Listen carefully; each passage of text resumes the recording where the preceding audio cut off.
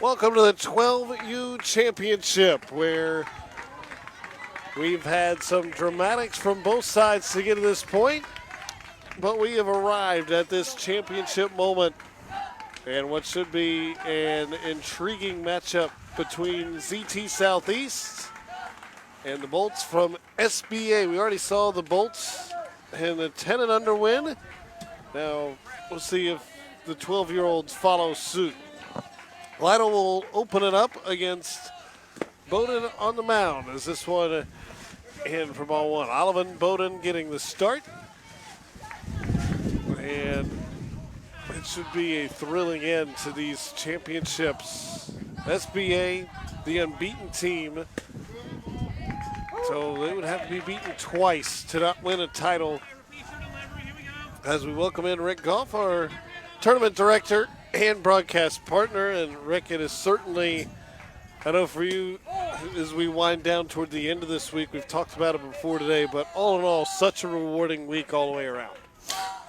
Yeah, that's an understatement, actually, Kyle. The amount of talent that we have seen here this week in Myrtle Beach is second to none. You know, these kids have played their hearts out all week here in this beautiful, gorgeous state of South Carolina, Myrtle Beach here, and in the Grand Park scheme of things, this beautiful 11-diamond complex here, and everybody's enjoyed their time, and we're all down to one final game. We've been playing for 6 days, and this is the climax of the whole event, the 12-year-old division.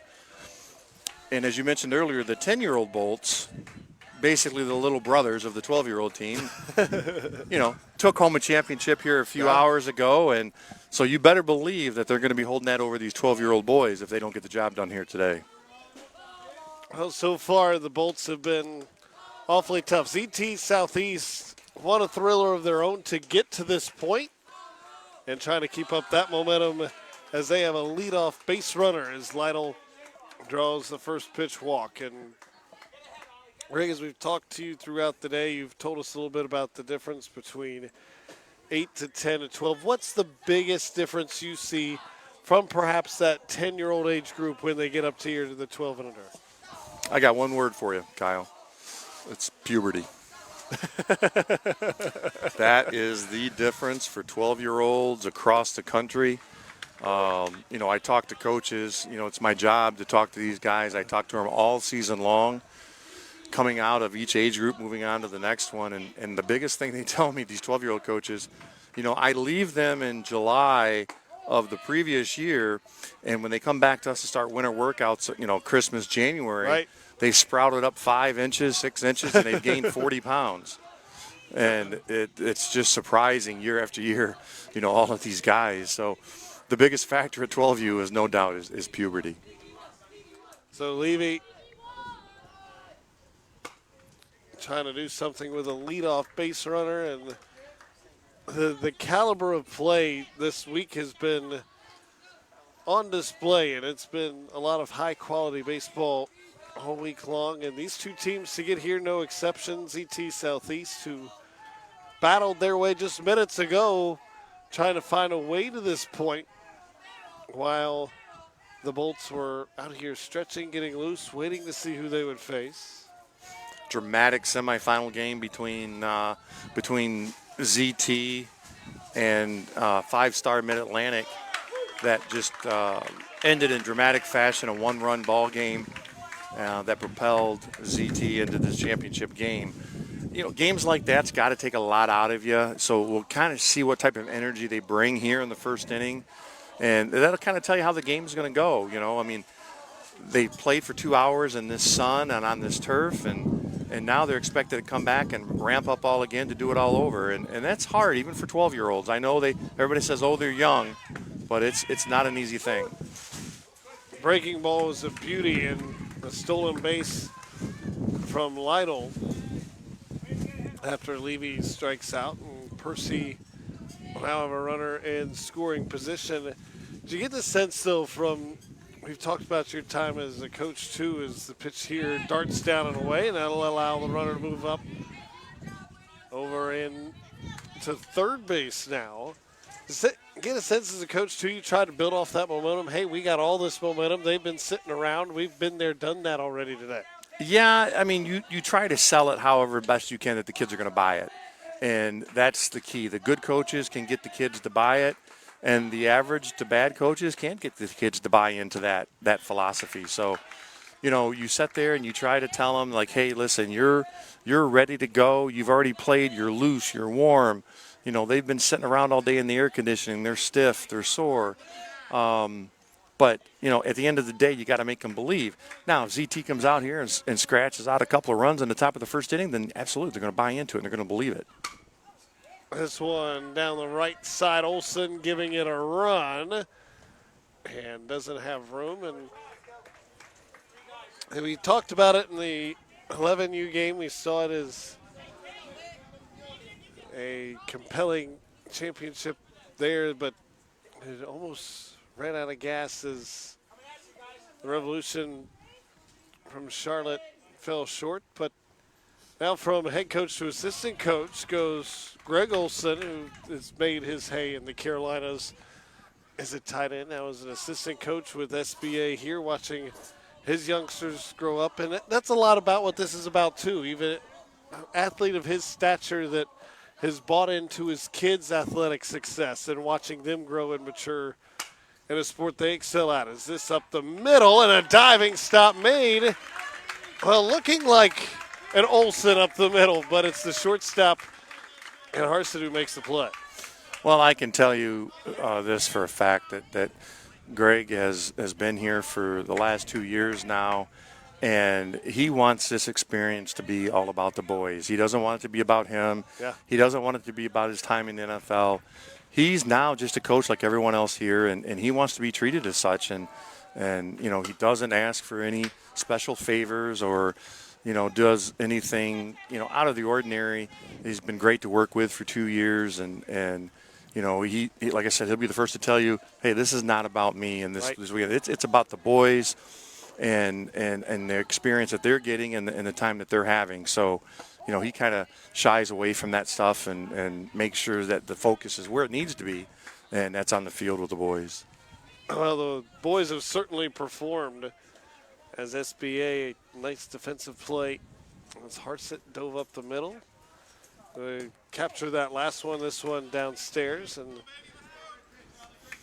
we've been fortunate enough over the years to have a lot of former professional athletes come through here, and they all take the same approach that Greg does. I mean, we've had Felix Hernandez, we've had Luis Gonzalez, R.A. Dickey, just to mention a few of the guys that have come through TBS Nationals, and they've all been great, and coaching the kids, and they make it all real clear to me when we first meet and we first talk and everything else that they want it to be about the kids. And so we try to make sure that that's what the experience is about. We had some problems a couple years ago when Felix Hernandez was here, and it probably took people about a day and a half to figure out who he was, and then it was it was a little chaotic for a few days, but we made sure that he was allowed to coach his team and enjoy his experience here. That's one of the things we do for the pro guys, is to make sure that they're allowed to do what everybody else does. Right. All the other dads too, they're afforded the same courtesy as they are. So, we make sure that happens. Well, you can just tell the relationships they bond with these kids, and they want the kids to be the centerpiece. Boy, I tell you what, these kids have put on a show all week long, and culminating here in this championship as we get a visit after second walk of the inning allowed by Oliver Baden. And so trying to settle him down as runners are at the corners, and Cothard will try to make it pay. here, and so they can kind of shut this down. Because I'm going to tell you right now, if you let ZT get a couple runs here in the first inning and start believing in that story, it could make for a long day here. This one in the air to left underneath it, and Watkins double checked to make sure he had it in the mitt. He does, and the side is retired. So the Bolts get the shutdown first inning. We'll see what their bats can do in the bottom half.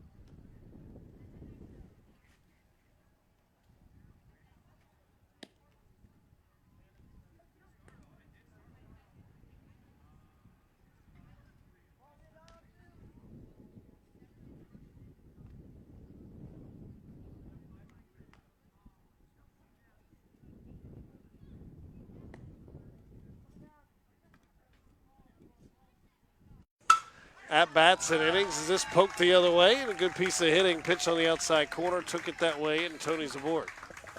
Yeah, the amount of hitting that you see at the 12-year-old level, it's again, it's the puberty that kind of sets in with these boys that allows them to do the things, take the ball the other way. I still tell people all the time that an 8, 9-year-old kid, in my opinion, if he takes the ball the other way, it's by accident. He's swinging late or the guy's speeding up or something like that. But at 12, I think they have enough knowledge in here that they know to take the ball the other way. It's a big difference. They've had years of doing it, so they practice in the cages all the time. So a leadoff base runner, that's down and away. That'll allow Tony to advance to second on the wild pitch. So just like that, runner in scoring position, and Garrick Harsett a chance to strike first. And to your point about trying to quench the momentum from ZT Southeast, a run or two here could go a long way for the Bolts in that regard as that catches the outside corner. Yeah, SBA is definitely going to try to put the foot down on the gas here. They're not going to be happy with 1 or 2 runs. They're going to want to put 3 or 4. They want to take that hope away from ZT right away, establish all of that and their dominance right off the top of the inning, and they want to take any hope away that they have. If they score 0 or 1 or even 2, in my opinion, it still gives ZT hope. This one cued back up the middle. That'll slip through. Tony around third.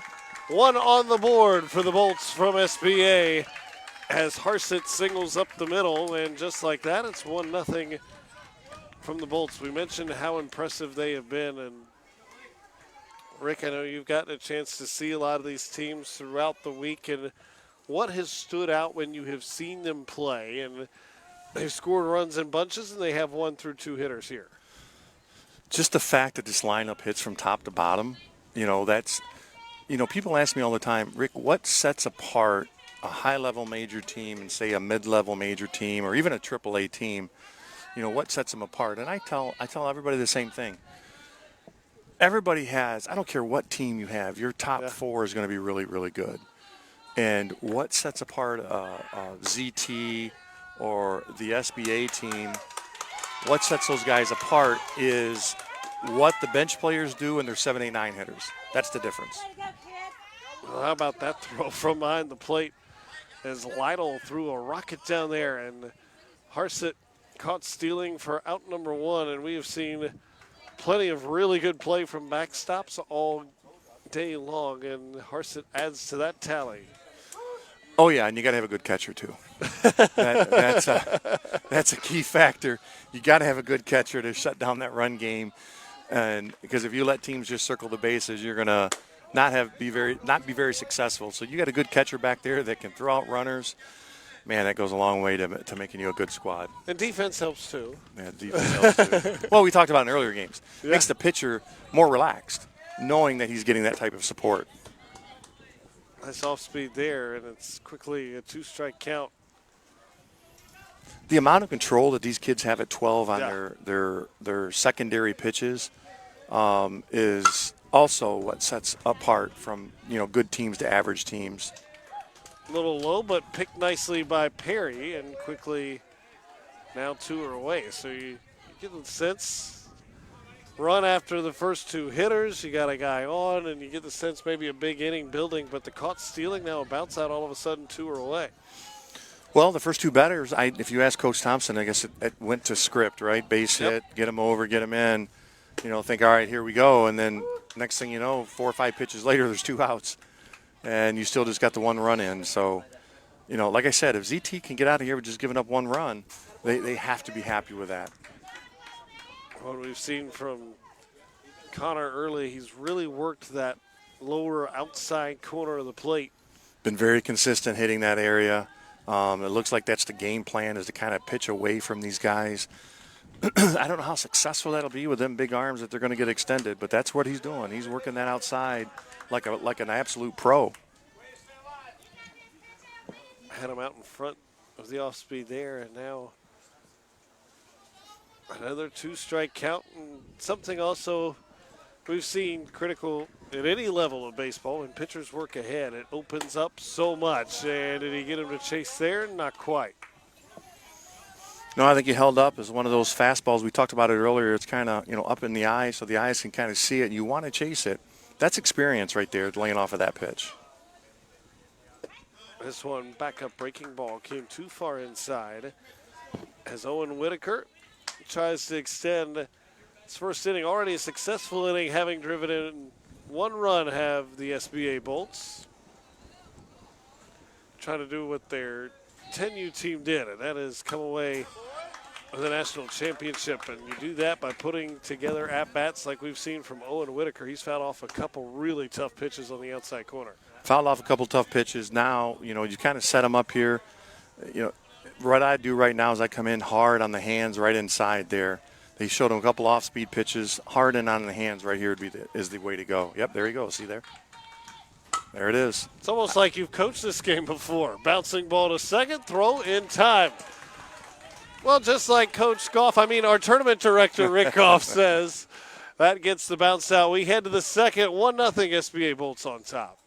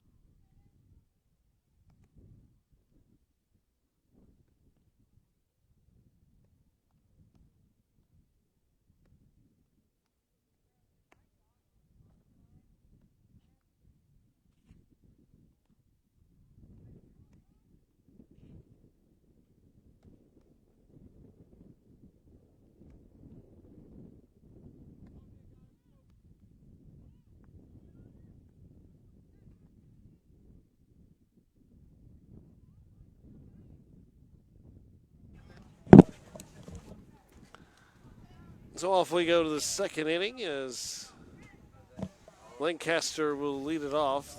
6, 7, 8 spots in the order, and it's a team that Southeast, they threatened an inning ago but couldn't get one across, now trailing by one, and you get the sense that, yes, certainly a long way to go, but they need to find one early to try to captivate some of that momentum they had and not really let Baden settle into a groove. He did walk a couple in that first inning, but all in all, Oliver Baden has looked pretty good on the mound.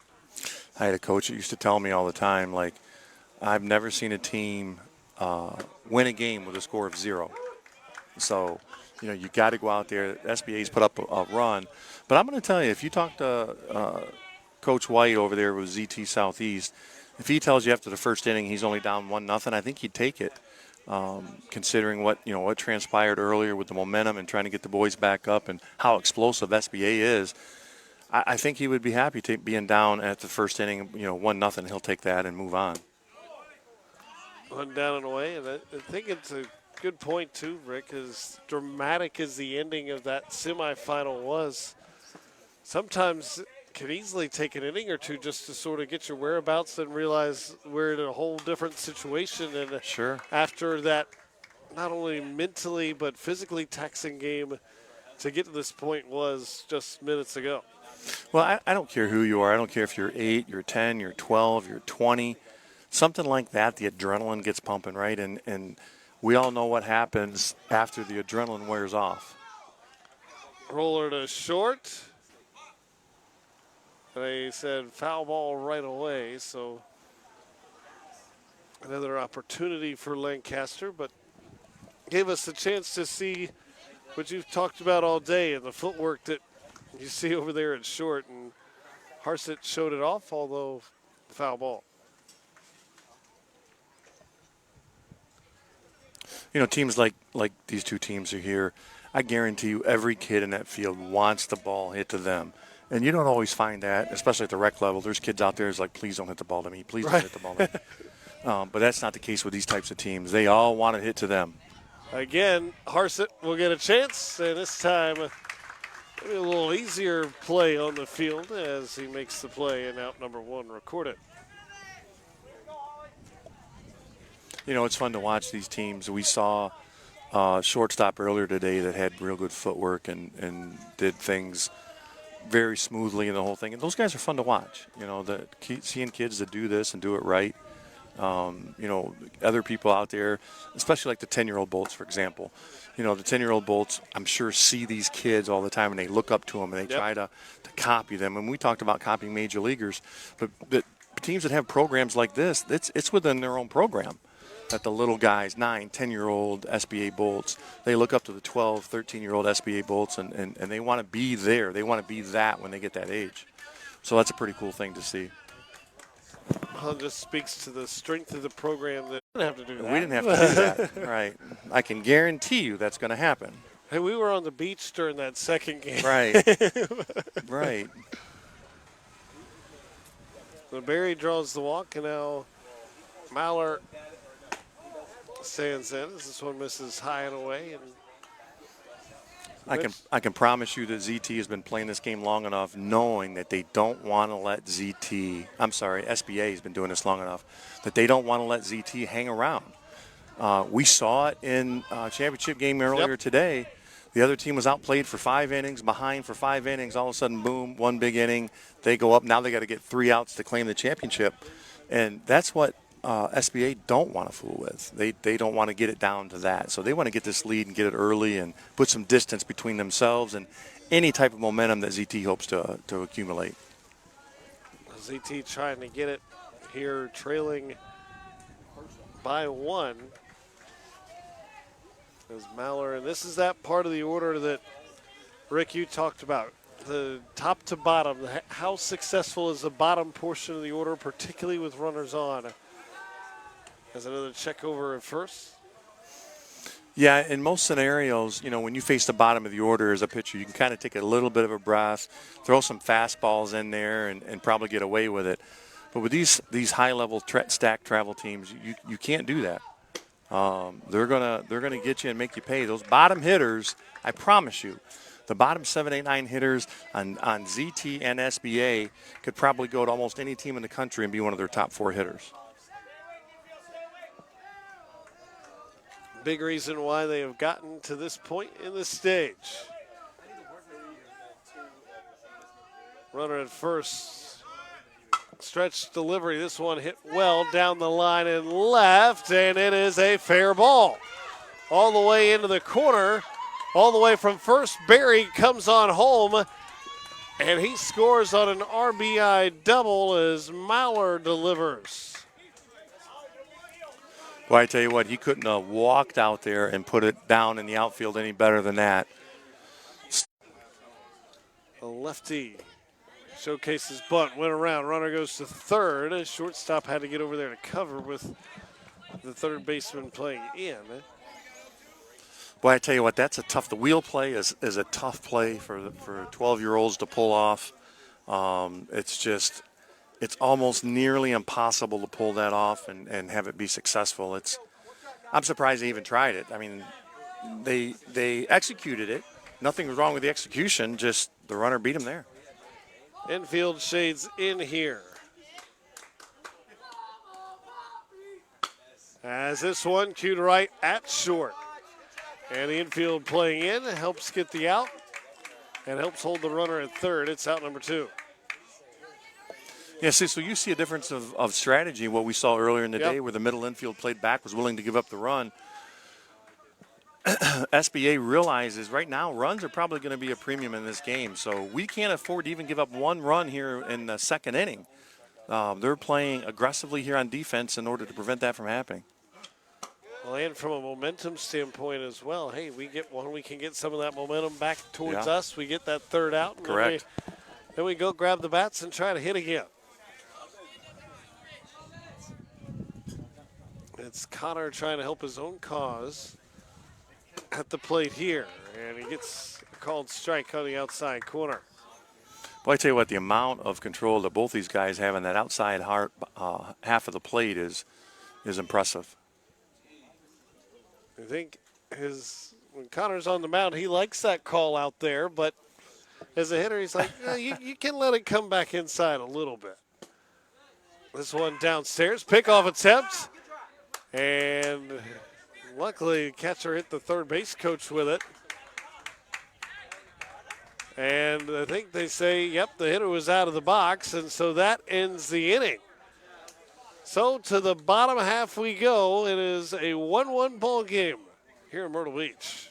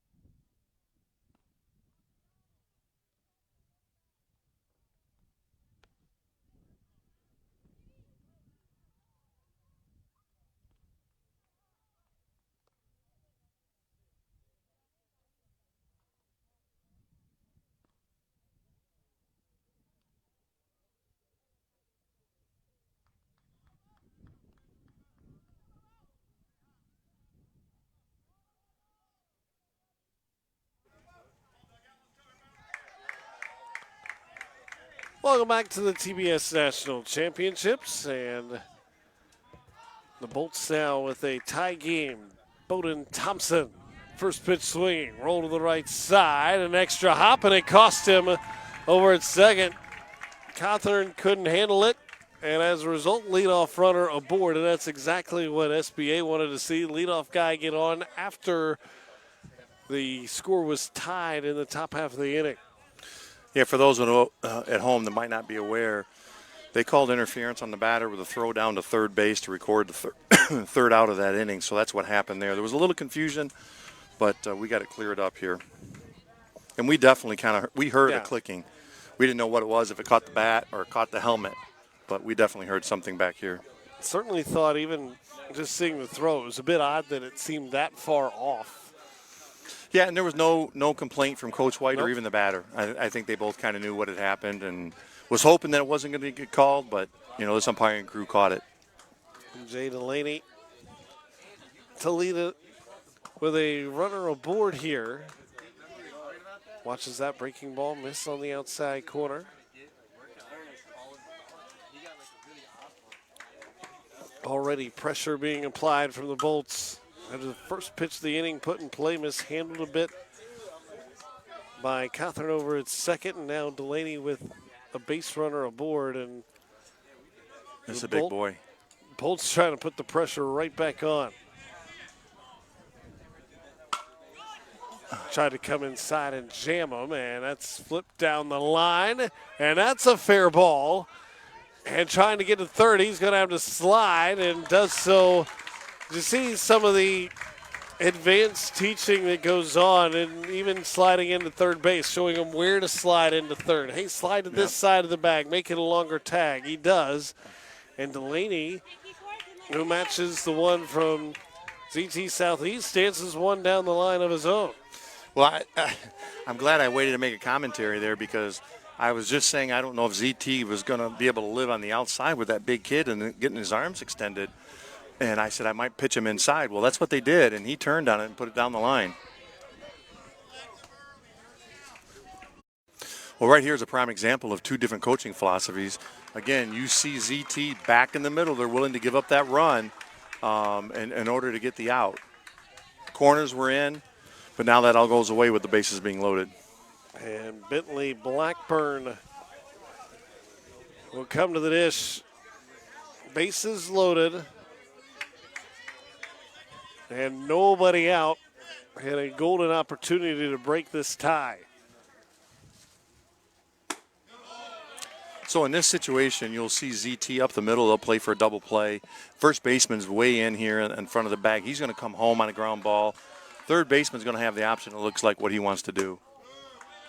This one outside, and you know that ZT would love nothing more than a one-hopper right back to Connor and making an easy play right back to the plate. How big? You may say, well, you don't see many of those at 12U, but we've seen double plays turned already today. How big would a double play coming home to start it? How big could that turn this game around in a hurry? The old friend momentum, right? That's what somebody's going to grab it right here. This one hit on the ground toward third. See if they come home. They do. It is in time to get him. And a nice play on the force. And we said they'd give Lejeune at third sort of the option there. He makes the right call and gets the lead runner. Yeah, that's strictly a read play for the third baseman, and if it's hit hard to him, he's probably going to turn two. But it was hit softly, nice play. He took his time, he didn't rush, gathered himself, made a nice strong throw to the plate to get the force out. Now they're a double play away from being out of this inning, and this is what I was talking about earlier. Somebody's going to grab momentum right here because you had bases loaded, nobody out. So SBA is either going to score a few runs and take the momentum, or ZT is going to get out of this, which is going to give them a ton of momentum with the bases loaded, nobody out situation. Man, this is huge. And it looks like they will go to a pitching change to try to do just that. So they will go to make the move. It'll be George Lanning who will come on.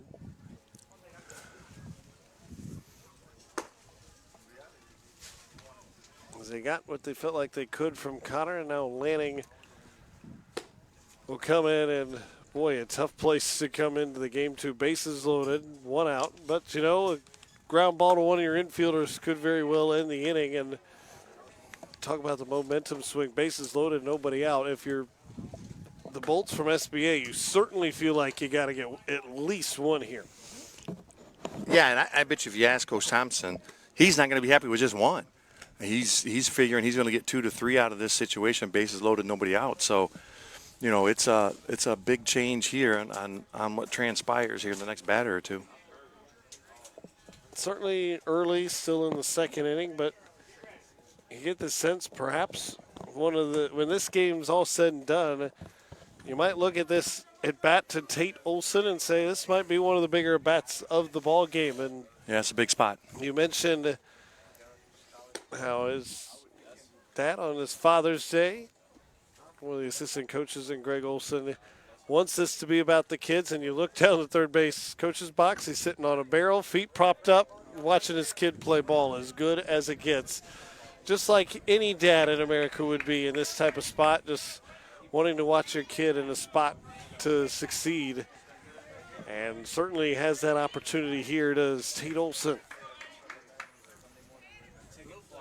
First pitch swinging and taps it foul. I think, too, if you had a nervous meter on both, there's more nerves with Dad than with Tate. I'm sure he's fine. He's been in situations like this before. Tate's had some big hits this week, I know for a fact. This one outside, it's 1-1.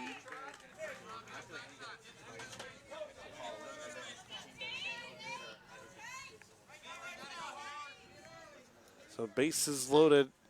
Infield shades in at the corners. This outside, it's 2-1. 2 of the first 3 to Olson have been on that outside portion of the plate. This young man seems to be he's over-rotating a little bit, falling off the first base side, which is causing his arm to jerk through and basically throwing that batter's box on the first base side. This outside, it's 3-1. Yeah, he needs to make an adjustment here. He's falling off the mound towards first base. He needs to drive towards the plate, keep all of his momentum going in one direction. Right now, he's fighting his body. So George Lanning kicks, steals. There This time he gets into the inside portion of the plate. Olson, another big hit. Not the first he's had this week, and he's come up with another. This one plates 2, and Tate Olson drives in a pair as Dad applauds on this Father's Day. Olson did a good job there. Ball was inside, kept his hands inside, didn't try to do too much with the ball, just wanted to put it in play. The old adage is you put the ball in play and good things happen, and that's what Olson did on that play, driving the ball up the middle, scoring a couple of big runs for his team. And like you hinted early, teams that hit top to bottom, Olson hitting in that and ranging over to make the catch as Maller, who tracks it down, runners tag. A lot of real estate required for Maller to cover. He does just that and secures a big second out. Boy, it looked to me, Maller got a late jump on that. I thought it might get up the gap before he got there, but he stretched out and was able to snag that ball just in the edge of his glove to record the out. He got a late jump on it. I didn't think he was going to get to it. Boy, he covered ground in a hurry. And now, come on, Tony, tasked with driving him in. Runner goes. Double steal is on. Now, the run does score. Can they get the out as the game of pickle ensues? They do get the out, so it'll officially go as a caught stealing, but Olson does his job. It helps plate another run.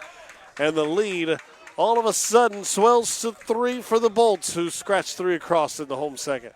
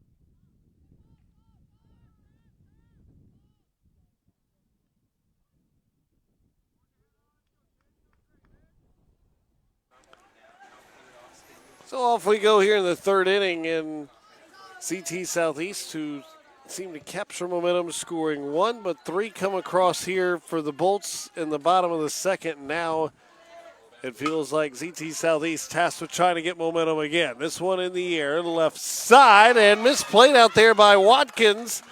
And a defensive miscue is going to give them that momentum as he'll end up all the way at third.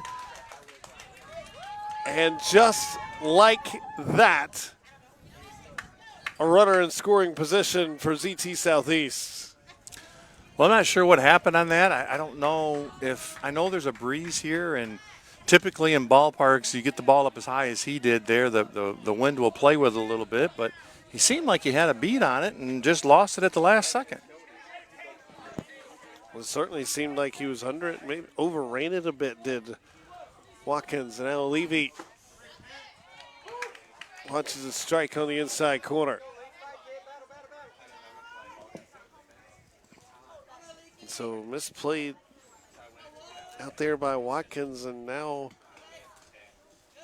this one gets by. Runner comes home, throw to the plate, not in time. And just like that, a couple of miscues, played a run without a hit or a walk.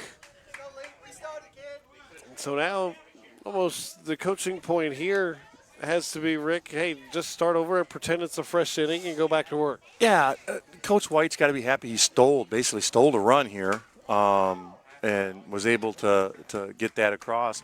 So now for ZT Southeast, this is almost like starting off the inning. You already got to run. This is like the leadoff batter. Yeah. And the same token, what you said, SBA's got to tell his kids, listen, let it go, forget about it. This is the start of the inning right here. And that you still have that 4-2 lead, thanks to three in the bottom half. Say, hey, we'll just pretend we start the inning 4-2 and carry on. Yep. Forget about how they scored that run number 2.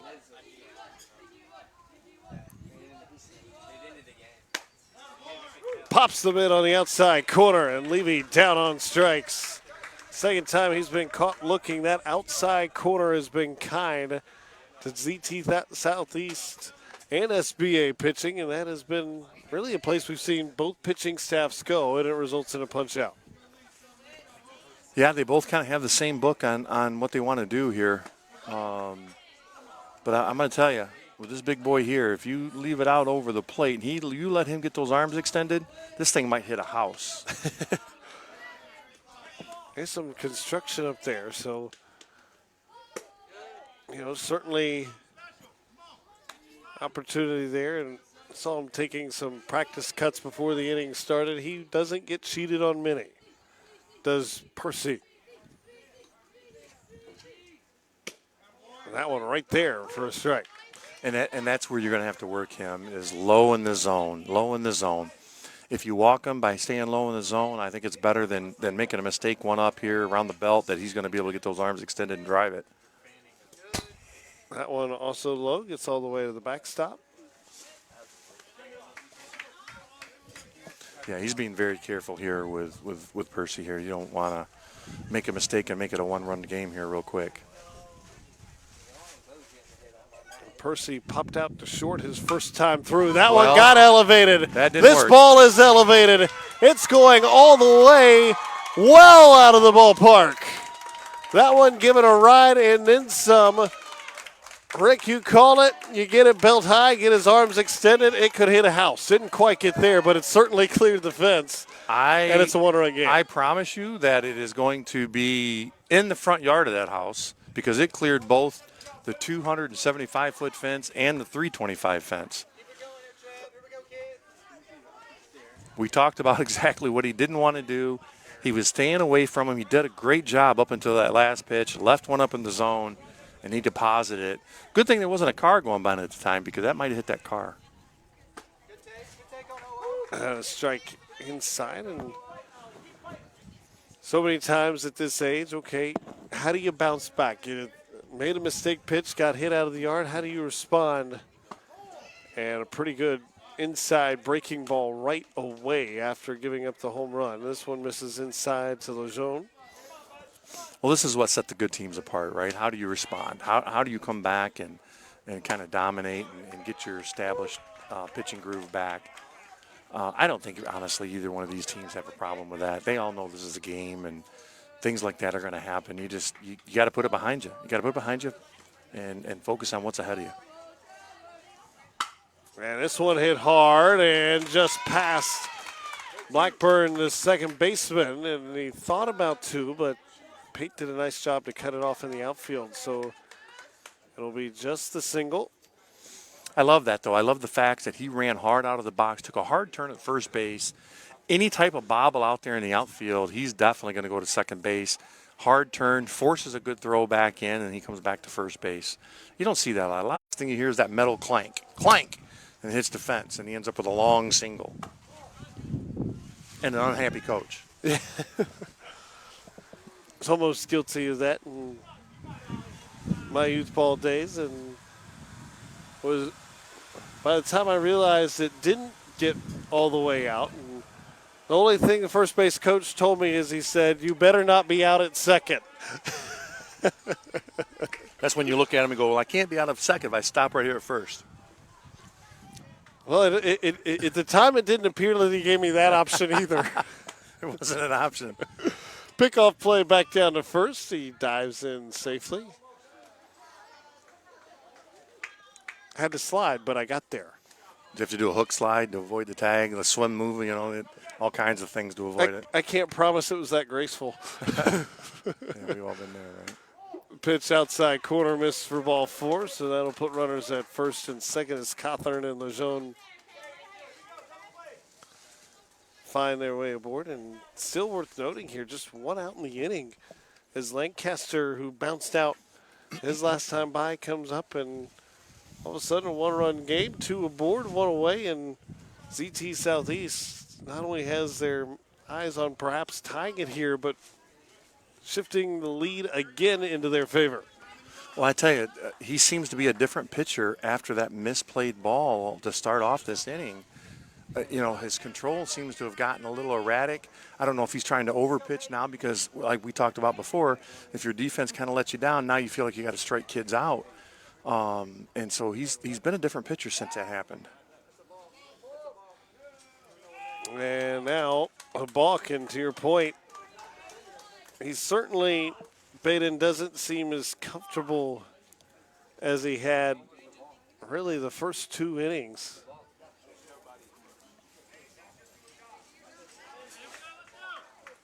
Yeah, I'm surprised Travis don't take a timeout here to go out there and talk to him, settle him down a little bit, because he's clearly a little rattled right now. Breaking ball tapped foul.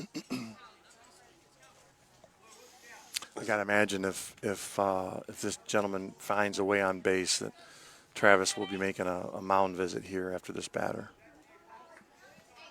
And sometimes, you got to let these young men work through these issues and work through these problems and, face this type of adversity. They need to figure it out. It seems what they're trying to let him do here, and high breaking ball, and Lancaster cut underneath it. Yeah, I see Coach White telling him, hey, listen, he's struggling a little bit. No need to help him out there. Pitch was a little up in the zone, and he took a hack at it. We've got him on the ropes here struggling a little bit. Don't help him. Kicks, deals. This one hit hard up the middle. That's through with the infield in. And old plate one there at the corners. And now on the throw home, Lancaster will stride into second. That ties the score at 4. There's a rare defensive mistake that you just saw by SBA with the center fielder. He airmails the ball to home plate. Instead of keeping the ball low to where the first baseman can cut it off and keep the double play, by airmailing it, that runner reads that play right away and heads to second base. And now they're in a situation here. Looked like for a moment there that Barry wanted to put the squeeze play on.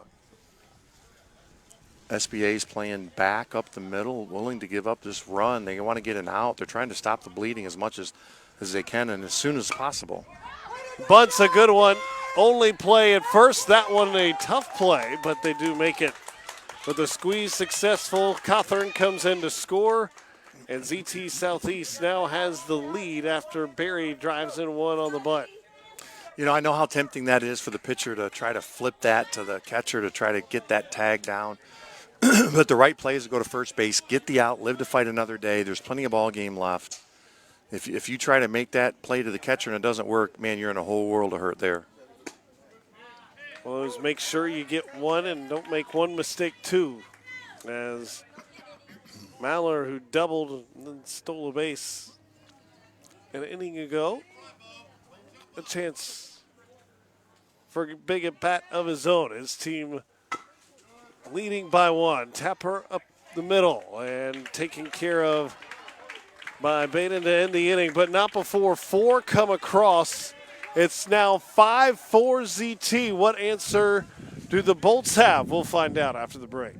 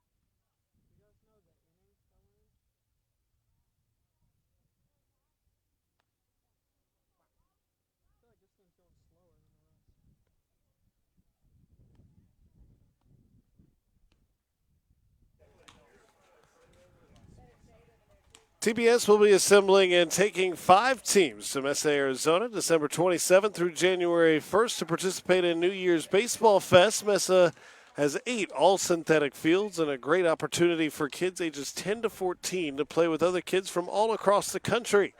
Each team will be made up of 12 players, and you must play at your 2025 age group for this event.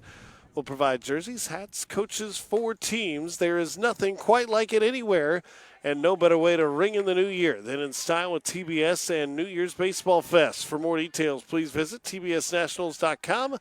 Don't delay, as these 12 spots will go fast. And for a large part of the country, baseball in December may not be that appetizing, but in Arizona, I can assure you the weather is just about perfect. Yeah, and being from the north, when I was a kid, an opportunity like this to go play in Mesa, Arizona is ideal weather. Everybody's on a Christmas break between Christmas and New Year's, so they're not in school anyway. Get out, especially if you're in the north, man. Get out of that cold weather, sub-zero temperatures, snow on the ground. Get out there in the beautiful mountains of Arizona. Come on out and join us. As it's a leadoff walk, so ZT Southeast, who would love nothing more than a shutdown inning. And that's why saw Olsen get caught between first and second. That helped draw the run in at the end of the inning, but it resets you at the top of the order. And Tony, a leadoff walk to start the bottom of the third. Not only a play for that inning, but also for this one as a coaching staff as well. Yeah, this game is so technical. And if you're a coach that just comes out and coaches the moment, you're not going to be successful. You have to play chess in this game. You can't play checkers. And the coaches that play chess in this game do it very well and usually come out on top on these types of tournaments. I can tell you right now that the last thing that Coach White over there with ZT wanted to see was a leadoff walk after you fought so hard to come back and score, that many runs in here to take the lead. It's almost like, hey, don't give it back to them. Let's keep it in our corner. Hargett watches the strike there. And the count's still in his favor, as that was just strike one. Hargett, a single, and was caught stealing, and that really turned the tide of that first inning. You go back to that first frame. Hargett was part of 2 hitters, resulted in 1 run. The last time these two led off an inning, but once he got caught stealing, that sort of turned the tide of that inning, and it only became that 1 run in that first frame. It allowed ZT to have hope right there in that first inning. I can tell you all of these fancy teams want to take hope away, and they weren't able to do that. Another try on the pickoff move at first, and It's a pretty good move from Lanning. But you just see even at 12 years old, looking like a veteran base stealer. Hit and run on there. Trying to go first to third, and he is in easily. And now trying to advance to second. He's safe as well. And so how's that for aggressive base running? And the Bolts have 2 in scoring position. Yeah, he never broke stride. He took off. He was stealing on the pitch.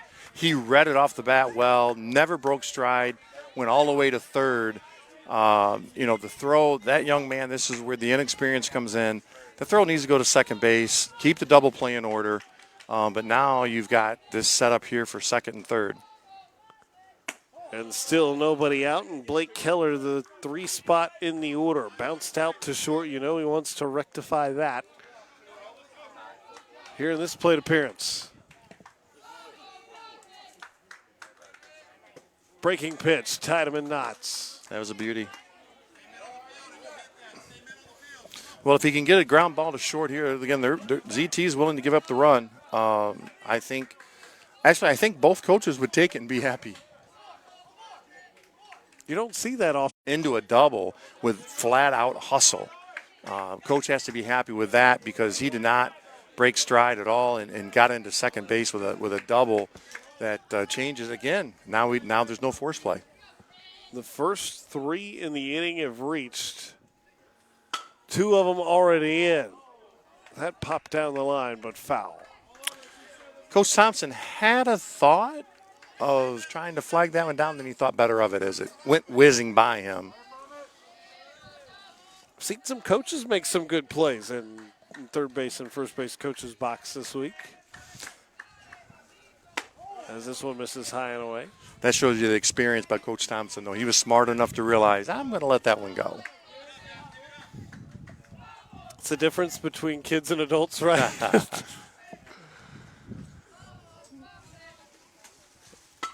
This one queued up the middle, out towards second. Only play at first. That's in time, but that does get Keller to second. A productive out for Owen Whitaker as it moves a runner to third with less than 2 away. Productive. That's the key word there. That's a productive out. This is what we talked about. Remember back in the 8U game, Yep. We were talking about that.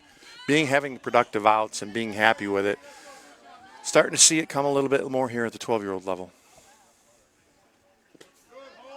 Tried to tempt Thompson with the breaking ball, but was unable to do it, was Lanning. And the way this game's gone, and the good news for the Bolts, it almost seems to be a type game where the one that hits last might win. And, well, Bolts is the designated home team. That makes you feel pretty good about things, but, they would love to add and make it more than.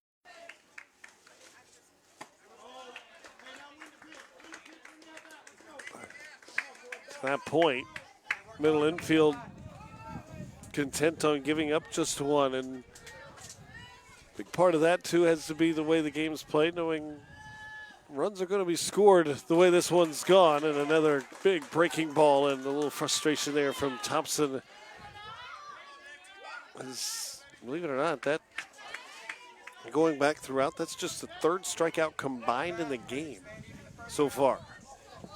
Yeah, these guys do a good job of putting the ball in play. And they want to issue the free pass to Delaney. He doubled last time. They didn't want to mess with him with 2 away. So Delaney put on, and now Cohen Pate will be next to hit. And well, this goes against the baseball analytics, right? You got Yep. a left-hander coming up with a righty on the mound. this one a high and away. That's probably one word that I wish they would get rid of in Major League Baseball, analytics. I hate that word. We've seen some decisions with analytics that haven't worked out in baseball. That is for sure. Is going up into second now is Delaney, so they're at second and third with 2 away.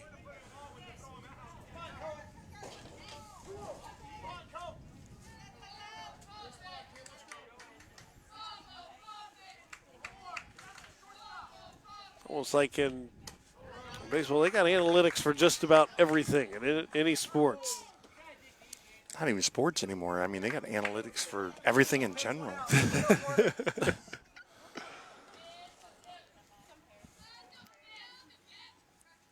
Breaking pitch in there for a called strike. Well, he's got good control of that breaking pitch. He's seems to be more confident with that than he is his fastball. You know, to that point, just about to say he's used it almost more than the heater. As this one misses for a ball and Pate finds his way aboard. So the intentional walk of Delaney, now Pate put on free of charge. And now Bentley Blackburn comes and they're loaded of bolts. This one sails high. Yeah, he just can't get dialed in with that fastball. He's all over the place. I mean, he's not even missing in the same spot here. He needs to make an adjustment. Keller at third, Delaney at second, Pate at first. This one outside corner catches the mark. It has become clear Lanning certainly more comfortable with the off-speed stuff than he is with the heater right now.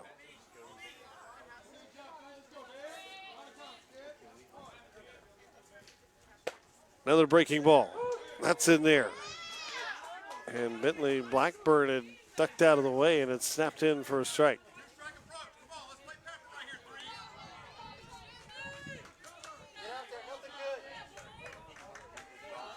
Bases loaded, trying to pile on to the lead or the Bolts. ZT Southeast trying to get some momentum back in their dugout. Little cue shot, tough play. Lanning, throw to first, in time to get him. Exactly like Rick said earlier, pitchers are athletes too, and it makes the play to retire the side. And it is a Bolts advantage, but a slim one as we go off to the fourth.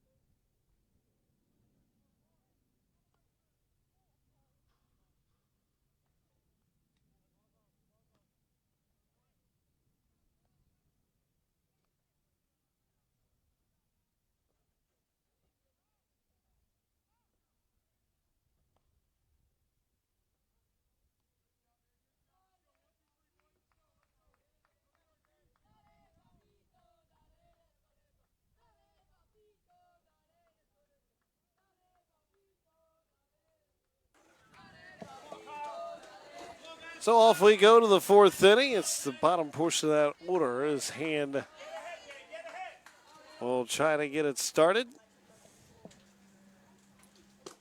for ZT Southeast. Hand, Connor, and then the top of the order. And a 6-5 game. It has been back and forth. We've already had 3 lead changes. Kyle Rush along with Rick Goff, our tournament director this week, and coming down to the final innings perhaps of this tournament depending on the result here. ZT Southeast needs a win to force an if necessary game. Yeah, we've played all week. We've played oh man, approximately close to 150 games this week here at the Grand Park Sports Complex, and we are down to the last game or two. Regardless of what happens here, we have no more than two, this and plus one more. So it's been a long week. I'd like to thank a lot of people that's made this possible. Grand Park Sports Complex. Jen and Flo and Don and Marco and their staff has been wonderful and helpful in getting all these fields ready and keeping Gatorade in the dugout. They have ice cold Gatorade in each dugout all week long with the temperatures going on. The boys, the teams really appreciate it. You don't see that very often. Sometimes they give water, but these guys go out of their way and go that extra mile. Grounder to second, easily taken care of by Blackburn. And something after we've seen the lead change hands, what we haven't seen a lot of is a out to start the next inning. And so a good start to try to get a shutdown inning as a new pitcher on the hill, worth mentioning as well, as they have gone into the bullpen and really can pop the leather. And we've seen the hard-throwing right-hander.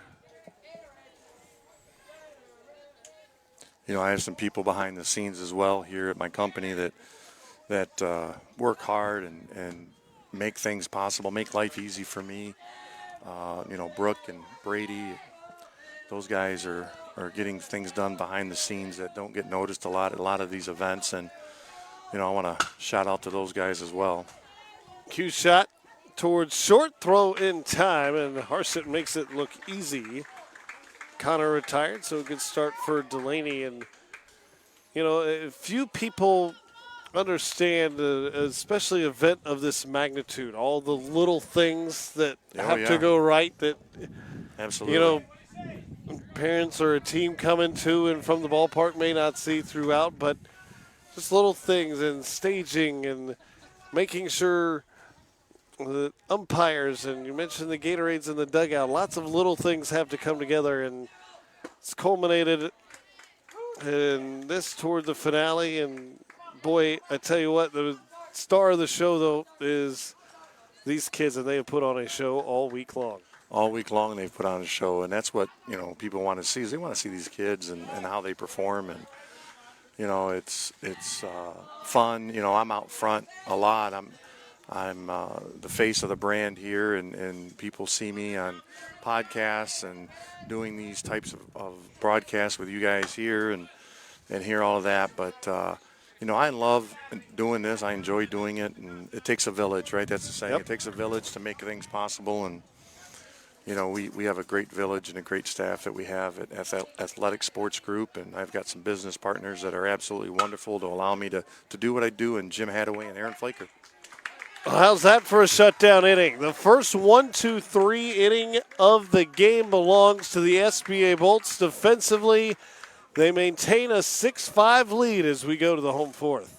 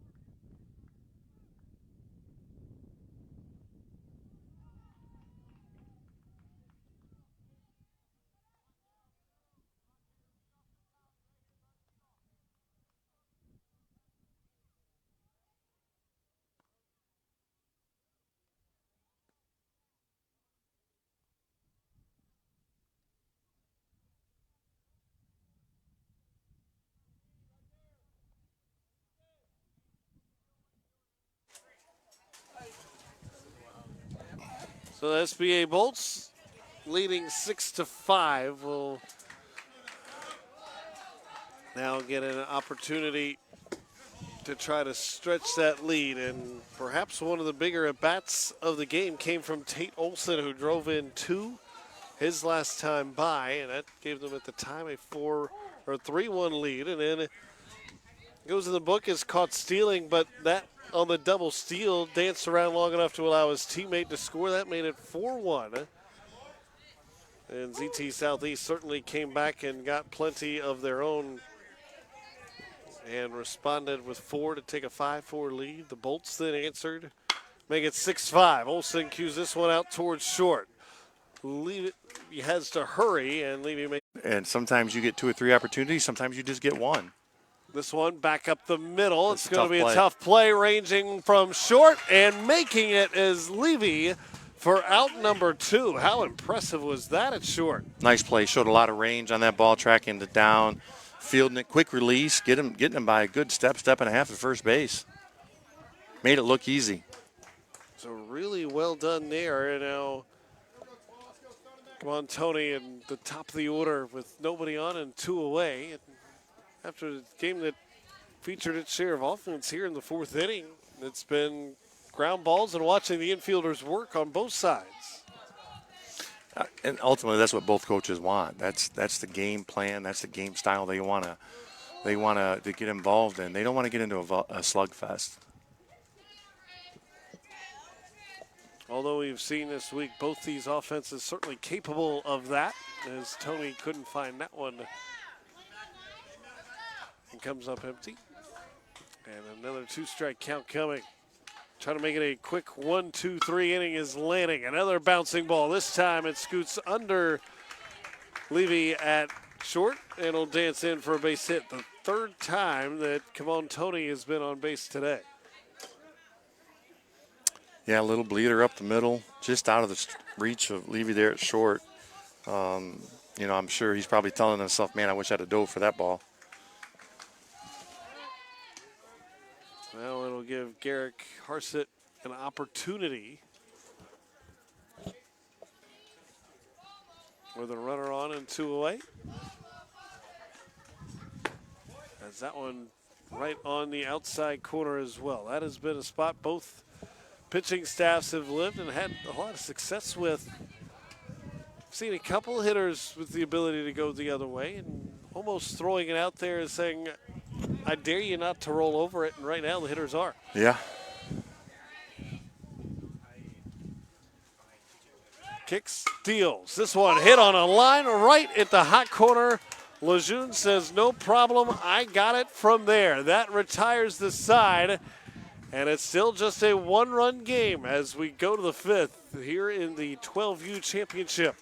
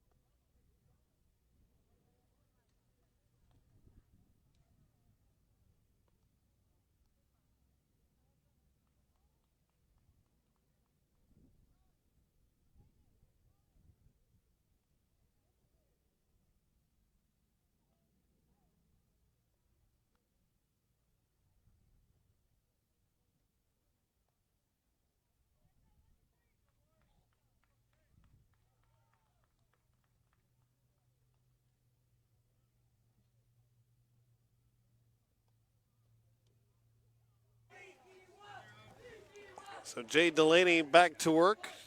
He has heat of the order 2, 3, and 4. Levy, Piercy, and Lejeune, who just made A heck of a play at third to end the Bolts' hopes an inning ago. This one's high and tight for ball one. It's Levy. Kyle Rush along with Rick Goff, our tournament director this week. And culminating in the 12U Championship, and it has been quite the show these kids have put on. And on the third, Whitaker makes easy work for out number one. Both these pitchers have seemed to settle in here and starting to get some ground balls here. I think this was the game plan all along, but finally making it come to light. Levy came on in the fourth inning. All he has done since is force 4 ground outs. He's retired all 4 he's faced. And a breaking ball has Percy out in front here. Remember, this was the home run, a mammoth shot over both fences out towards center on an elevated pitch that looked a lot like that. And you saw Percy's reaction like, I might have would have gone at that one. Well, he's seen 2 breaking balls right off the bat, which you kind of knew was going to happen after he deposited the first fastball about 370 feet to center field. Gets underneath this breaking ball. Ballpark will hold this one, but it falls between 3 fielders. Watkins, Tony, Harsett, all there. None of them can come up with it, and Percy aboard. Yeah, that can't happen. That ball needs to be caught, needs to be an out. I'm sure Coach Thompson will be the first to tell you, and them boys will be the first to tell you. The lack of communication there on that ball was hanging up there long enough. Somebody should have got underneath that and caught that. Pitcher did a great job getting him off balance here, getting him to pop it up fairly shallow to left field, and that's a little disheartening as a pitcher. You know, you kind of do your job and have the defense kind of let you down. So we'll see where this goes. The last time this happened, they scored a few runs.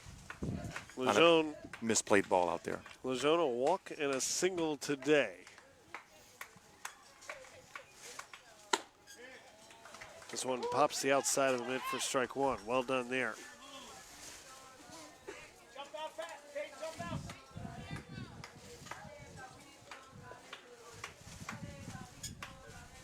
Trying to reach for the third time this afternoon. Runner goes, and it's a strike. And thought maybe for a moment that Lejeune issued by Jay Delaney.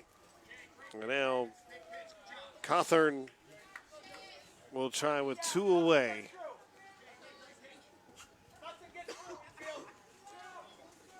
Fly out and a walk.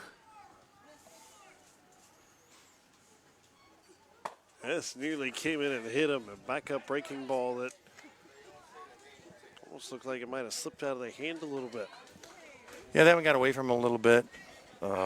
He stayed in there as long as he could before he bailed out.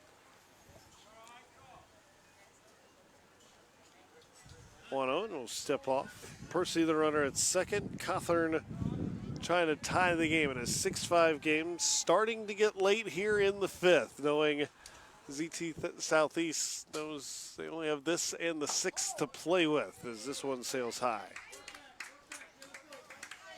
Those last 2 pitches are basically just accumulation of letting the ball go too soon on the breaking ball. You're not following through with that, coming down with that hard wrist snap. Not the arm snap, it's a wrist snap, and there's a difference. Throws the heater here. This one's hit well out towards right. That one is snared by Pate in right field. That ends the inning. They drop the easy one, get the hard one, and have their lead intact. What a play. What a play. Great catch by that young man, saving a couple of runs. So Pate saves a couple, the lead intact for the Bolts. They'll try to add insurance as we go to the bottom of the 5th.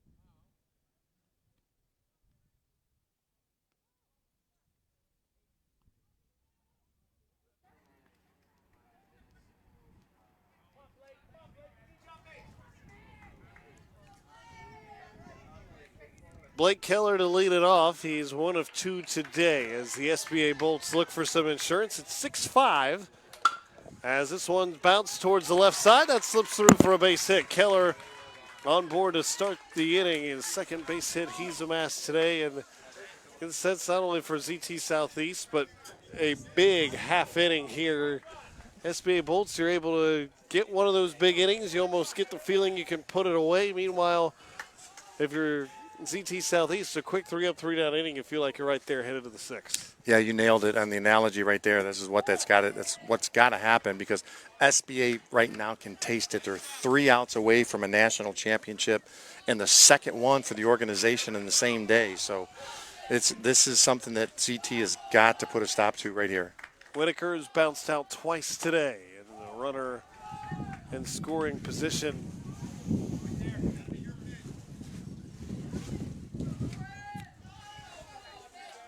If they can move Keller over, he's aboard to start the inning.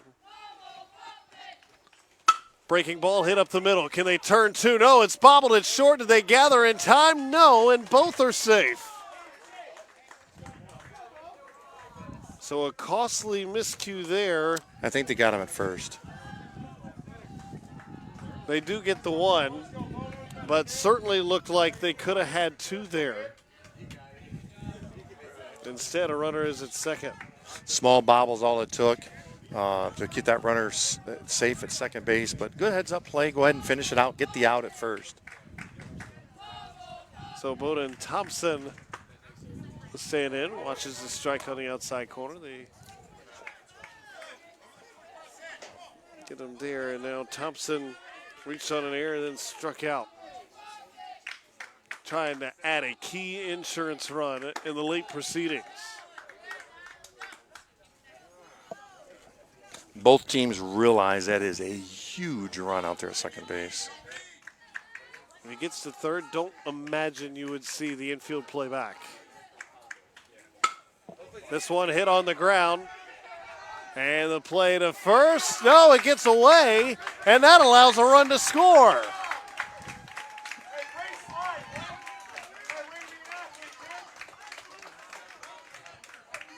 The throw got away. That allowed a run to score. It's now a 2-run lead for SBA. Thompson reaches, Keller scores. And in the sense that a big moment for the Bolts. Yeah, as soon as the first baseman dove for that ball, the pitcher was late getting over to cover. And Coach Thompson saw that immediately, and he never hesitated. Sent the runner all the way from second. Well, Jade Delaney, who's done such a good job on the mound, now he's going to have a chance to try to finish it off here.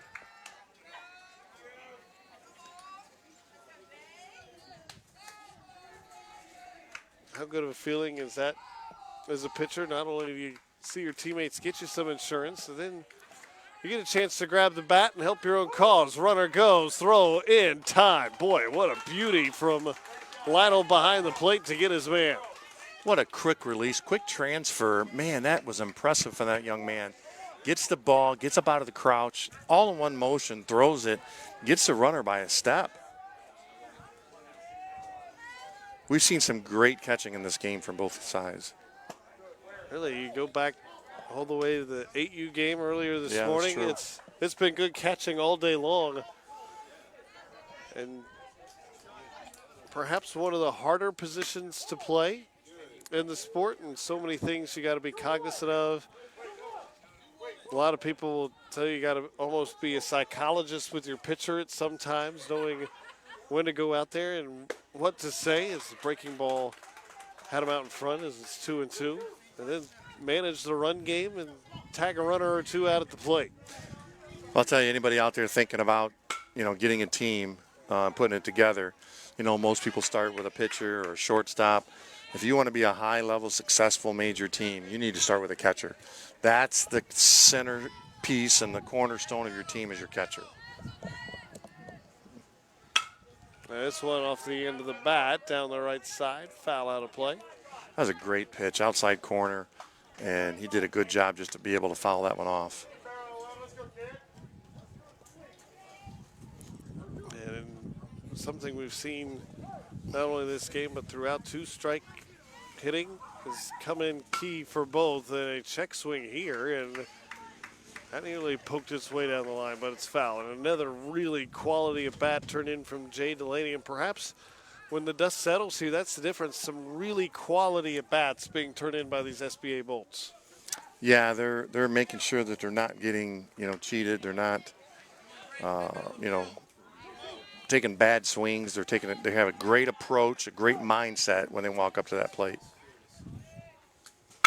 This one looped into left center, so he worked to link the at bat and eventually wore landing down and got a 2-out base hit.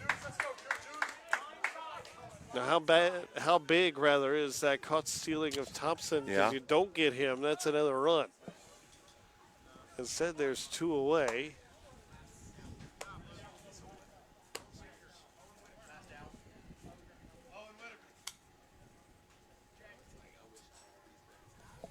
We're going to get a courtesy runner for the pitcher here.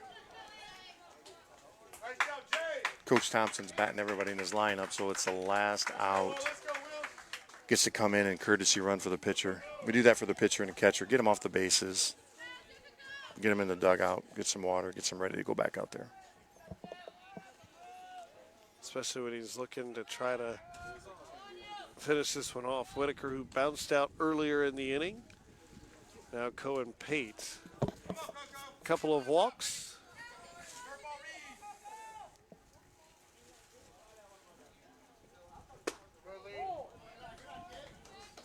Watches this one inside, and you were talking earlier in the broadcast, Rick, about all the people it takes to put something like this together, and I think certainly can speak on behalf as this one's turned in. Thanks to you as well for putting it all together and putting all the people in place to make an event like this happen, and what has been certainly an eventful and memorable experience for kids, players, fans alike. Well, it's something I enjoy, and all this wouldn't be possible without you coming out here for your time, and Amy and Patrick and these guys have been with me for going on 12 years now, and I appreciate everything they do to make this all possible for the kids. Again, people behind the scenes that nobody really knows about, but I definitely know who they are, and without them, this wouldn't be possible to be put out there for those guys. So thanks to you and Amy and Patrick for coming out here today and spending time with us and these kids. Man, we really appreciate it. Oh, not to mention some pretty good baseball we get to watch along the way. You do get to watch some good baseball, so there's an advantage to all that, as well. This one gets through, backhanded at short. Throw is in time to get him. What a play from Levy at short, who flashes the leather one more time. Last call, though, for ZT Southeast. They need 2 to keep it going as we march to the 6th.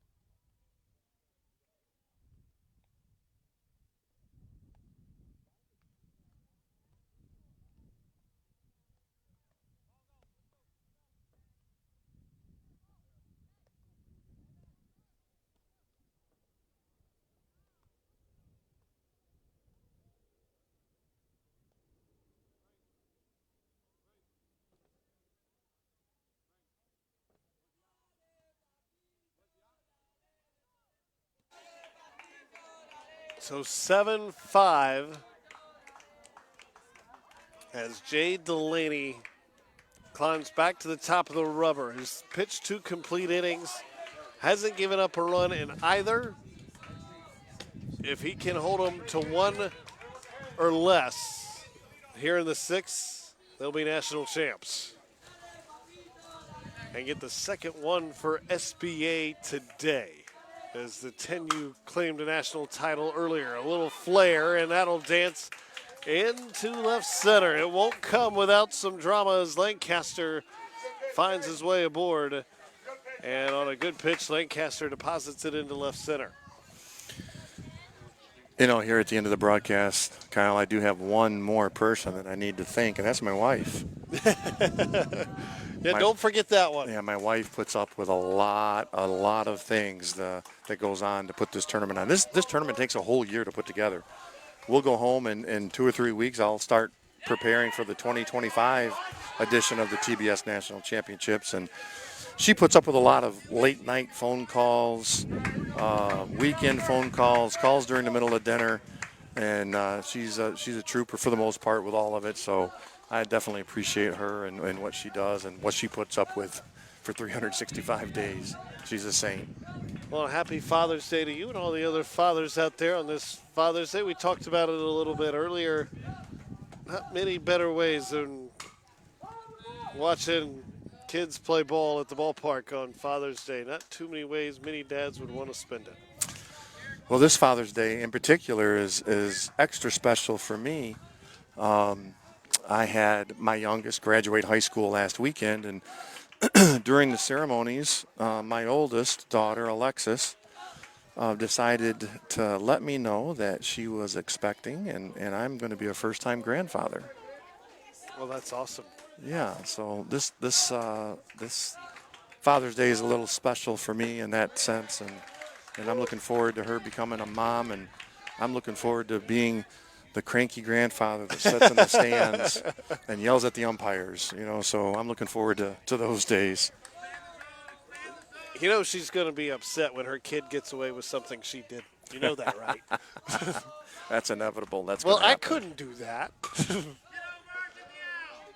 They'll go to first. They'll make sure they get the one. So Barry retired. Runner does move to third. But, you know, the way the SBA Bolts are looking at it, they're saying, hey, the runner at third doesn't matter. Start clean. We don't let another one score. We win a championship.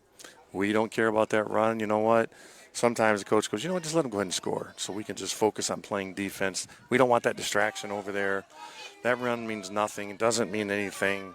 I wouldn't be surprised if even a pass ball that he don't even send him to score. It's not worth the risk right here.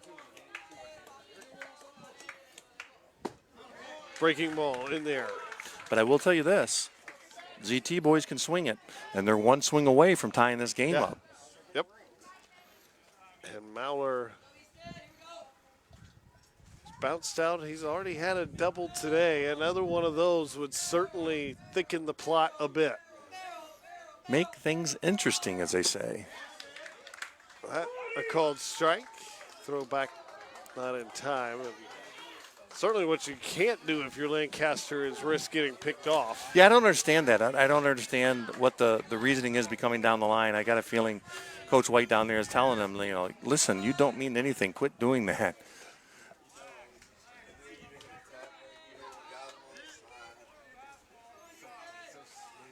Remember, it was dramatics for ZT Southeast in the semifinal. Do they have more here? Slow roller. He beats it out down the line. And it plates a run. Tying run now aboard. As Hand will come and get an opportunity with one away. Well, there's a case in point we talked about earlier. That's a left-handed hit right there. Because if that's a right-handed batter, he's out at first base. Well, so really almost tough luck in a way for Jay Delaney. He threw one on the fist. It was a bloop single into left center, and you get a ground ball, and that ends up being a run. After a wild pitch, and the ground ball moved him over. So now Hand with one out and one on. Now things are going to get a little interesting here. Now it's a one-run ball game, and you know if we can steal second base here, get him in scoring position, it changes the complexity of this game real quick. And how big was that run there in the bottom of the fifth for SBA? May I remind you, too, how good the catchers have been all week long. Runner does go. Throw comes. It is high, and a really good jump had by Mauler stole him second there to get him in scoring position. Well, now we're a base hit away. Good speed on the base paths here. Base hit's going to score him, or at least give an attempt to score. And I can guarantee you a base hit, Coach White at third base is not going to hold him up. He's going to send him and take his chances right here. Just one away. They're going to try to take third, and he's safe at third. He just slid in to beat it. Boy, I tell you what, I'm a little surprised with that. The catcher I'm with you. I think they're going to come out here and challenge this. I think that, yep, that's exactly what they're going to do. They will ask for the review, and I'm with you. A little bit surprised that they tried to take off there, knowing a base hit probably would score him anyway. Anyway, yeah, I'm a little confused on the thought process there. I mean, maybe he wants him at third because, I mean, there's so many more ways to score from third than Pass second. ball, sack fly, ground. Yeah, I think it's something stupid like 24 different ways to score from third that you can't score from second. But I just didn't know if the risk was worth it there, especially if this replay challenge doesn't go their way. If it doesn't go their way and he's called out, there's 2 outs, nobody on. Changes the game. If he's safe, it's the third with 1 out and very much in play as the umpire crew will make their way and try to get a look here in a crucial situation. Hand is lined out and bounced out, but the attention now is, did Muller swipe third successfully? And it is awfully close to see whether he did. Yeah, they're gathered around down here. They're going to take a look at it. We can see them. They're, I don't know, 10 feet away from us, but we can't hear them. And, that's kind of the way we want it. We don't want to know and give away the surprise on what the outcome's going to be. I'm excited to find it out with the rest of America when they come back out front here and let us know what the call is going to be. It was a quick review, so whatever they saw was fairly easy as far as they're looking at here. Well, a lot of times they tell you, if you try to read between tea leaves a bit, quick reviews are not good for the team that challenged, more often than not. Yep, usually comes out that way. We'll see if that holds case here. A big call, perhaps game-changing type call. But this is a great challenge by Coach Thompson. He's got 2. He hasn't used any. It's late in the game. Take a chance. Maybe something happens strange and see what transpires. Well, we'll get the verdict here.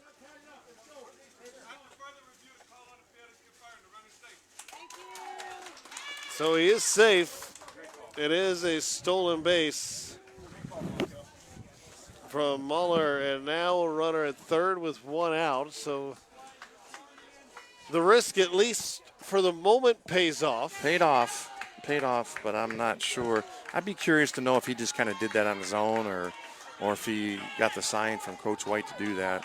Think he might have gotten the blood pressure up a bit in that third base coach's box during that review? Yeah. Hand shows butt, went after it. Now way off the bag. No one was there to cover it. It's the only reason Muller was able to get back. That wasn't the safety squeeze. That was the suicide version. And luckily for ZT Southeast, no one was behind him at third base. Well, now the whole thing about this whole thing, that makes me think that steal was designed to get into this situation to do this.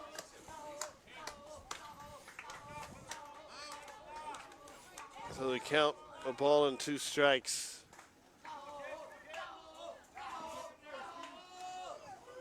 Swinging away here and fouled straight back.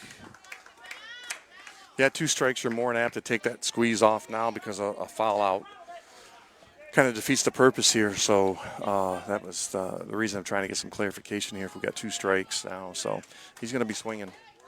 Infield's pulled in for SBA all the way around. Pretty good cut on that last offering. 1-2, darted out of the way. Boy, nearly snapped in and got the inside corner. As is, the count levels at 2-2.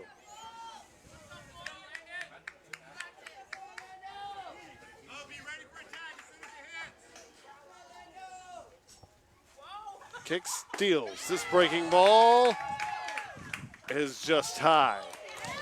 Yeah, I thought that was high. I think the catcher did a good job of jerking that down into the zone.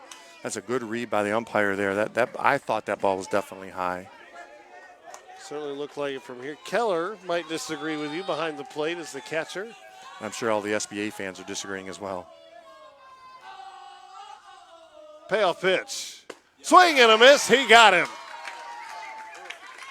A big strikeout there. Now there's 2 away. And a monumental at-bat due here as Coleman Connor will stand up. He had the interference call earlier, bounced out. And perhaps the biggest at-bat he has faced to date. And good timeout from his head coach, arm around him, saying, hey, at the end of the day, remember, it is just baseball. And at the end of the day, we're at the beach. Yeah, right. So no matter what happens here, we're still going to go to the beach.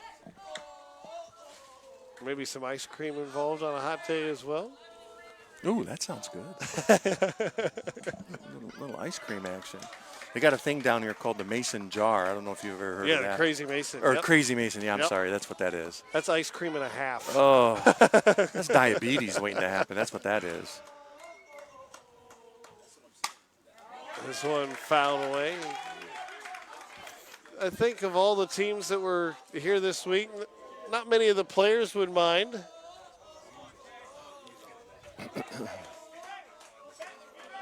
Easier to digest for some than others, no doubt about it. Think of the moment here, though, for Connor. Hits it hard through the hole. He has tied the game, and it's 7-7. The last man in the lineup, his first hit of the day, perhaps the biggest so far in his young baseball career. Great job by that young man, blocking out all the distractions that could possibly be going through his head right there. The game's on the line, and he comes through with a base hit. Man, congratulations to that young man to, at least for the time being, give his team a little bit of hope and keeping them in the game here. You think he'll remember that one for a while? Well, I tell you, I would. I think Mom and Dad will remember it too. This one hit back up the middle, bobbled over there at second, throw in time. Boy, Blackburn recovered really quickly to get Lytle. And now we go to the home half where SBA will try to walk it off. It's Blackburn, Olson, and Malcolm due to take their swings.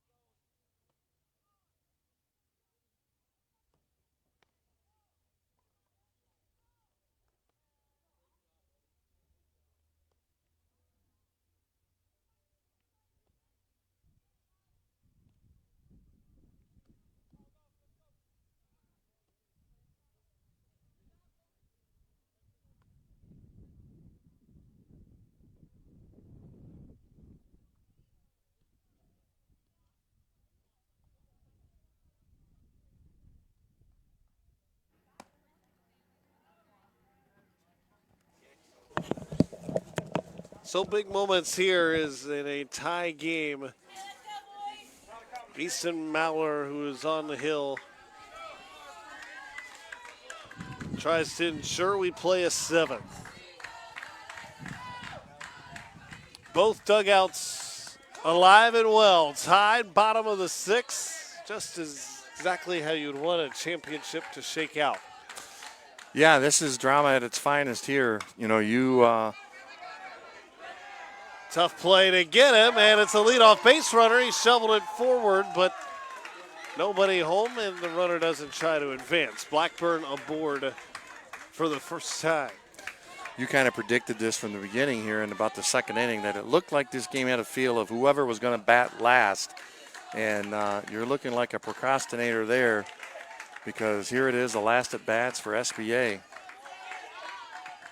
And Tate Olson, who had the 2 RBI knock in the second, now comes to the plate.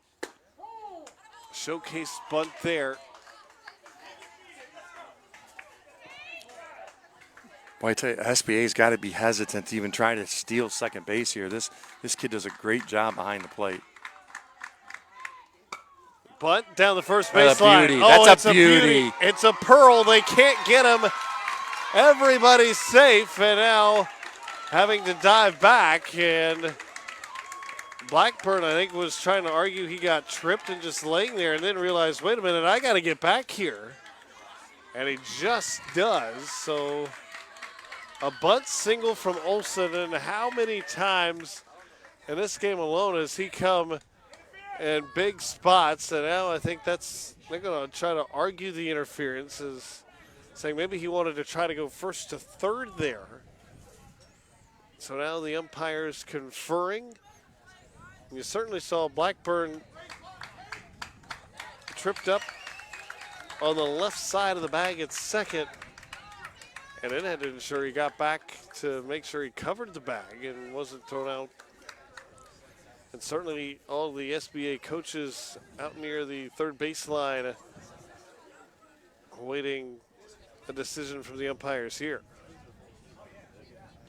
I didn't see the play, so I don't know what they're looking for here, what they're talking about. I mean, I hear the word interference being thrown around, but I'm trying to figure out what is happening here. So we will try to get an explanation. Obstruction is a reviewable call now. It is, right? Yeah, I'm pretty sure. I'll check that. So they will looking, and certainly looks like, I think, word from the umpires, obstruction is what they're talking about, and seeing if maybe they can go to review here. Yeah, the review process is pretty intricate on what they can and can't review. Right now we're just checking to see, I think they're checking to see if it's a reviewable play. They've been provided with a list of what they can and can't review. So they're looking at that right now.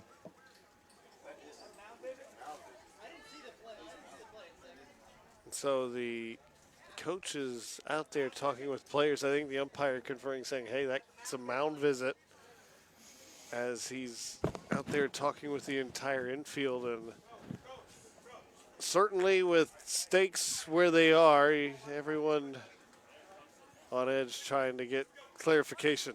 And they put the runner back at second, say, nope, we're good to go. It is what it is. First and second, nobody out after the beautiful bunt from Olson.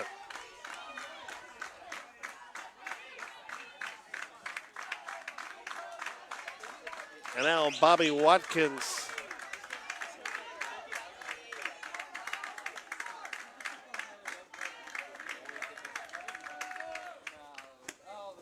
tries to bunt. He does offer, but it gets all the way to the backstop. And now, with runners at second and third, a championship run just a few paces away. Yeah, I think you're going to see him put him on here to load up the bases to set up the force. That's the right call here. Doesn't look like he's going to do it. He's going to let him swing here. Interesting. So back to work. It is Watkins. It's bottom of the order. You wonder if that perhaps is a factor, knowing the top of the order with Kimon Tony is on deck, and now they count 0-2. But I'm with you. A little surprised they didn't put four fingers. They take your base and set up the force. Infield way in, all the way around. They have to cut down a runner at third. This one's fouled straight back. You know, right now, going through this young man's mind is the fact all he's got to do is just put the bat on the ball. No pressure as far as where it has to go, just got to put the bat on the ball. Watkins trying to be the hero and slashes it foul. That's all you got to do, put the bat on the ball. You know, people think this is a pressure-packed situation, but it's really not because the batter, it's a free swing. That's all he gets every time. If he doesn't do it, the next batter comes up, he's in the same situation. And still would just be one away. This Put one the queued bat up on the the ball. middle. It is caught out there at second base. Catherine, a game-saving catch ranging back. And there is one away. Nearly a walk-off. Can't fault the young man. He did what he needed to do, put the bat on the ball. Nice play by the second baseman. Mentioned pressure-packed situation certainly is for the defense, knowing any mishandle could decide the game. Now, come on, Tony. This one down the line at third. Boy, the right side of the infield, the first and second baseman are both way in here, expecting something going that direction. Another situation where you could put them on if you want and load the bases with one away against a guy that's been on base 3 times today. Outside, Tony 2 for 2 with a walk, has scored twice. Doesn't need to score here. One in play. Certainly one to the outfield. And he would help SBA walk off a hero. That is just foul. Just foul. That close to ending this game. And deciding a championship. Boy, the drama has been great throughout this whole game. Never gotten out of control. Always about a 1-run, 2 game here. Now trying to get the strikeout. He's got it. Great pitch, outside corner on the black. Nothing he could do. He wasn't looking for that pitch, locked him up. And now they're one out away from getting out of this second and third. Nobody out jam. Who would have thunk this? Garrick Harsett. It's a balk, and that decides it. It's a walk-off balk. And the SBA Bolts. I did not see what happened. I turned my eyes. I turned off the field. I didn't see the end. I didn't see how it ended. The SBA Bolts claim victory on a walk-off balk. What a way to end the game. Certainly anticlimactic from the type of game that was displayed all game long, and really impressive play on both sides. Can't congratulate both these teams enough, but in the end, it was the Bolts who had one more play in them, and that was the difference. 8-7 the final, and the SBA Bolts are national champs. What a game. What a game. What a week. What a great week.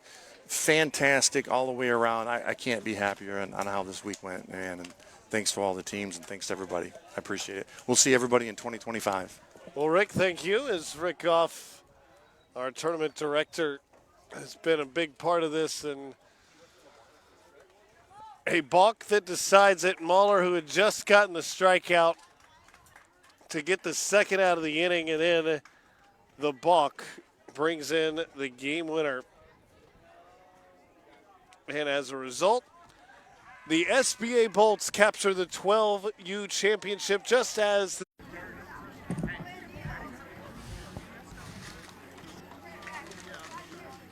Hey parents, feel free to join me out here for pictures.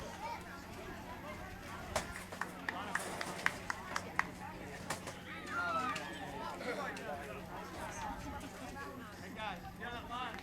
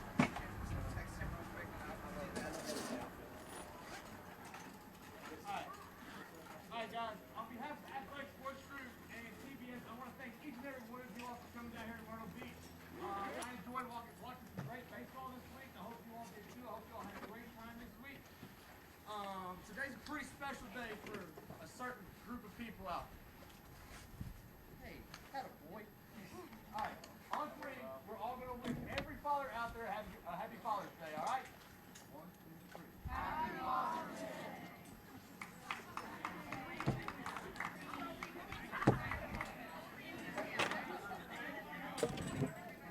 Alright, now we're gonna introduce the finalists.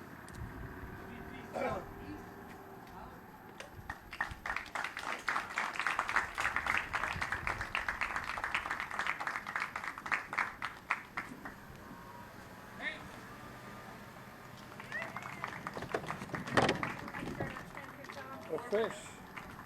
Thank you for having me. Anything else you need from me?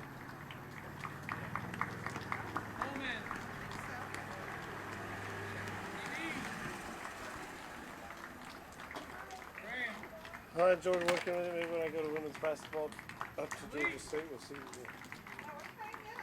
I do their radio.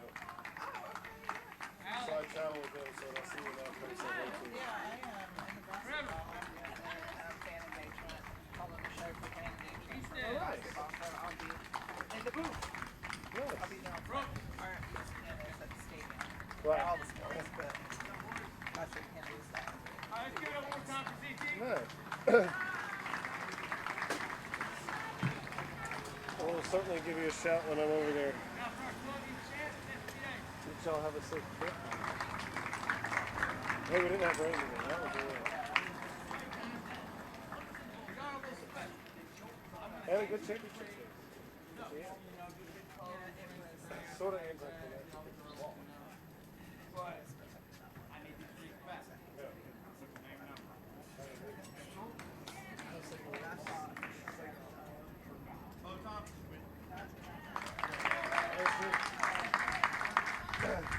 How did yours? No. I thought it was done. Enjoyed working with you. Yeah, me too. I will see you in basketball season. Yep. Yeah, you're fine. You need anything, just let me know. Yeah. Oliver Bowden. Appreciate it. Bentley Blackburn.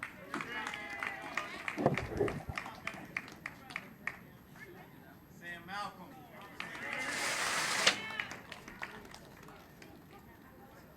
Damon Tony.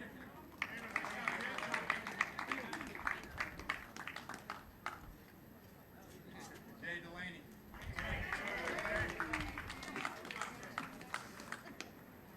Brody Watkins. Blake Keller. I think Courtney can shut it down. I just make sure when he kicks me offline and I'm going to go back in there and try to redo it by the time I get off. Once again, give it up for your champion, SBA.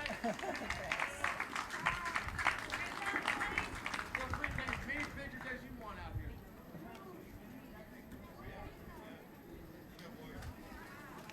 Get my coach Travis.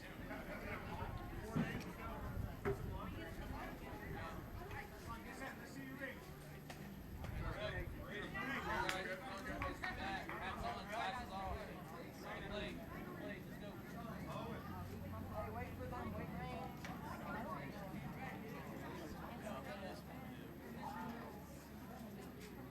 Come on, everybody, go straight, go straight.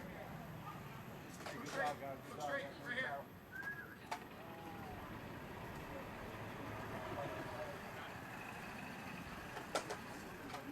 Good job, guys. Awesome, good job.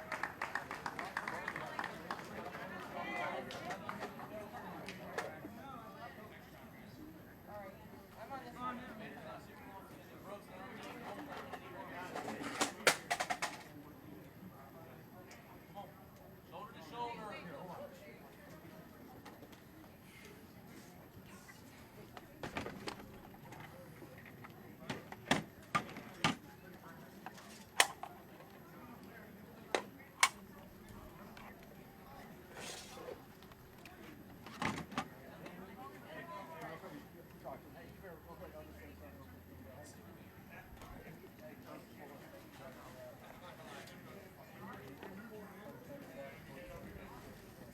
Good ball, good back. Last play, you guys did an amazing job.